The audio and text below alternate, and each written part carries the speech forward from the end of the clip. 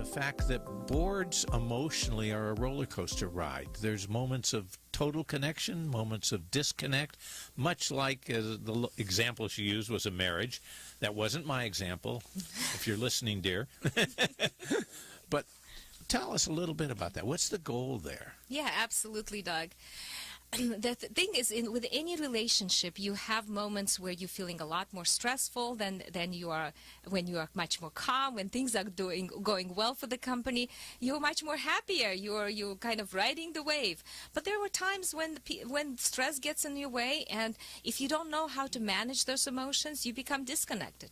So what I tell that the best boards is the ones that know how to reconnect and how to understand that you go through these moments of disconnection, and that's okay, as long as you know how to reconnect with each other. Shortest recovery period. Yeah, exactly. Shortest recovery. The faster you can reconnect, the better your board is going to be. The safer they will be, they will feel, and the much more engaging and productive you will become on your board meetings.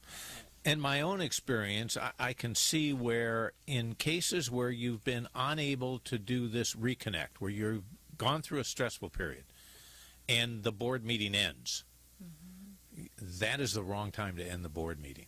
Right. You know, because you don't want to leave basically board members feeling on a limp. You know, Yeah. they are sitting on the cliff with their feet hanging, and now what? You know, who takes the first move? What do we say? And when we reach to each other, if we are fueled by anxiety, our reaching can come up as complaining, blaming, criticizing. Yeah. You know, and they're looking for that bad guy. So when we work with boards, the most important thing we say, we make sure that board members know is that there's no bad guy. Every person, every board member cares about the company, want to be connected. This is what our new science teaches us: is we are human beings. We have a mammalian brain that we want to be connected with people we depend on. We need to know that if I call you, you will respond to me. So if you're feeling stressed and if you're disconnected, and if I reach to you and I reach you by complaining, blaming, and criticizing, you're not going to respond to me. But if I tell you, Doug, I'm worried about this issue. I'm feeling very anxious about this. I'm scared.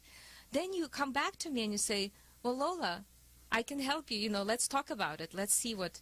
But if board members don't know how to do that, they just keep complaining, criticizing, blaming each other, An endless cycle. And they're just endless cycle.